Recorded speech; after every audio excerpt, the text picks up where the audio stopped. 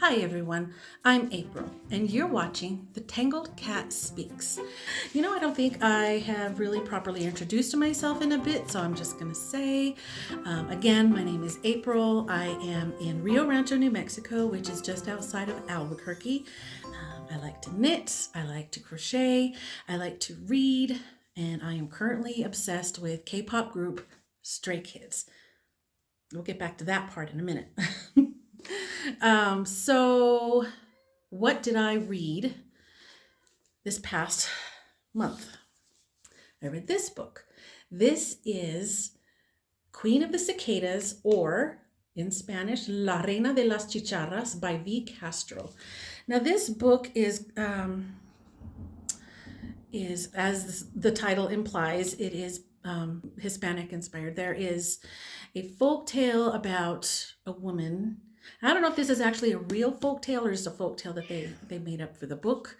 But it's about a young woman in the 50s who is an illegal farm worker. She works on I believe it's in a cotton field. And things don't work out the way that she was hoping, and she ends up getting murdered. And years later, in present time, a grandmother is telling this folk tale about how this woman died, and she ends up becoming like the ghost of the area, the ghost story of the area.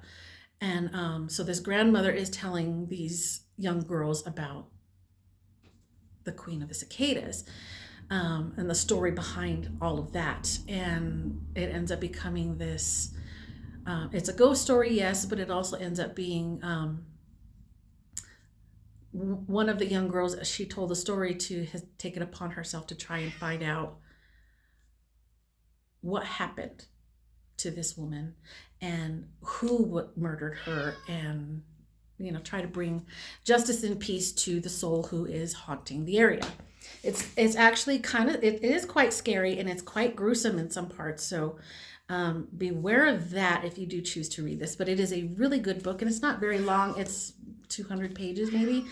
I had a lot of fun with that, and it was it was quick chapters. Things moved along really quickly, so I didn't feel bogged down or anything. I noticed that I'm the kind of person that if chapters are really, really long, it kind of slows me down. But if the chapters are only a few pages long, for some reason I can just flip through chapters fast. I don't know why. So what am I going to read in December? Freya. Do not knock this pile of boxes that I have my phone set up. Do not knock it over. Go away. And what am I? Oh, goodness gracious. My hair's kind of wild today. What am I going to read in December? I'm going to read this book, The Dragon Quintet, which is actually a collection of 5 short stories about dragons. Surprise, surprise. Let's see. So the authors involved in this collection are Orson Scott Card, Elizabeth Moon, Tanith Lee, Mercedes Lackey, and Michael Swanwick. I think it's probably Swanwick. I've heard of 3 out of 5 of those authors. So I'm excited. I'm going to read about dragons in December. Yay. And this one's not very long either. Maybe, 275? So, yay, that's what I've got planned on that front. So, knitting. I finally finished the second sock for my sister.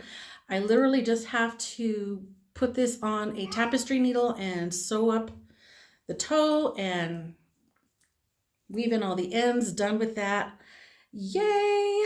So this is for one sister, and the poncho that I'm working on for the other sister, still working on it. I am now into the final 5th ball.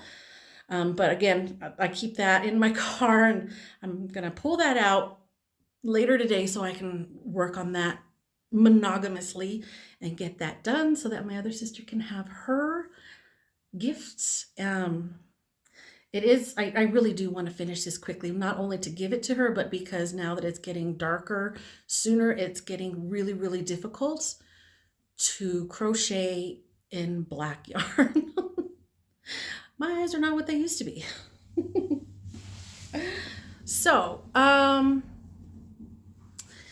Stray Kids, I mentioned that I am obsessed with them, and I've got a little bit of a story. I don't want to bore you too much. I found them sometime around July, maybe end of June. I came across them. I've been obsessed ever since. Yeah. So I have been spamming people on my Instagram and Facebook with videos nonstop. I'm obsessed. I haven't gotten over it yet. And when I first found them and I started seeing videos of their concerts, I was like, oh, I could never go to one of those. Never in a million years. It's too many screaming people. I don't think I could handle it, because if you don't know, I am actually very, very introverted and I don't people well. And then on top of the not peopling well, the screaming people, I could never. Oh, here we are several months later, and they announced their North American leg of their current tour. And damn it, if I wasn't ready to just go ahead and give them all my dollars. so I have never tried to get concert tickets for something this big. And honestly, I've only been to a handful. And when I say a handful, I mean literally the amount of concerts that I've been in my 52 years of life, I can be counted on one hand. And definitely nothing this big. So I was not expecting the insanity that happened when I got onto Ticketmaster. My son set me up for the pre-sale because I'm lame and I didn't know that that was a thing. So he got me set up for the pre-sale, got me all situated. I got my reminder yesterday. The thing happened. So you get into this waiting room, this virtual waiting room, and like 30 minutes before. And then comes time for the actual pre-sale. So they put me in this queue and I almost lost my mind because it said there are 15,782 people ahead of you. Almost 16,000 people ahead of me in this queue because I chose the concert in Seattle.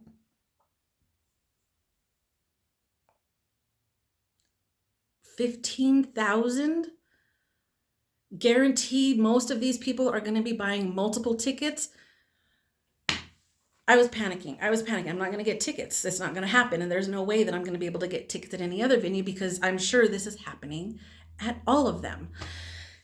God love my friend, Andrea. Hi, Andrea. She is the one who has to listen to me because, like I said, I spam everybody on Facebook and Instagram about Stray Kids, but she's the one who gets to hear me in person, day in, day out. I am surprised that I haven't driven her away with my madness. She's there while I'm panicking. And she's got this calm, reassuring, supportive demeanor. It's okay. It's okay. It's not over till it's over. Don't give up. And internally, my heart is just pounding. I'm not going to get tickets. What if I don't find tickets for both me and my son, who I'm dragging with me to Seattle? He's not a K-pop fan, but he loves me. And he's going to be my emotional support person amongst all of the people, all of the screaming people. So I'm just sitting there watching this number slowly, ever so slowly, creep down from 15,000 plus. And I kept expecting this big red thing to flash on my phone saying, sold out. Bye, Felicia. I was freaking out. I was having a moment and God love my friend. I swear, Andrea, you're the best. You're the best for not slapping me across the face. So yeah, all that to say, I did get tickets. I don't know why there was a random dog barking outside, but I did get tickets, 2 seats together for me and my son in Seattle, May 2025. So now that was a big relief. But now my friend gets to hear me worry about all of the other things. I need merch, I need this and that, and the other thing to support my guys. Because, you know, when I go to this concert, the 8 new loves of my life are gonna notice me and all my merch, and they're gonna be like, so yeah. And then I still got to figure out, am I gonna be able to handle all the screaming people? I hope so. I think it's gonna be a good time. I think I'm gonna enjoy it, but the worry war in me is like, oh my gosh, there's so much to do, so much to plan, so many things that I want. I'm excited, if you couldn't tell. So yeah, that's that. I don't really have a whole lot more to update you on. I will come back on as soon as I have my sister's poncho ready so I can show you that. Hopefully very, very soon. Have a wonderful day, and I will see you again next time. Bye.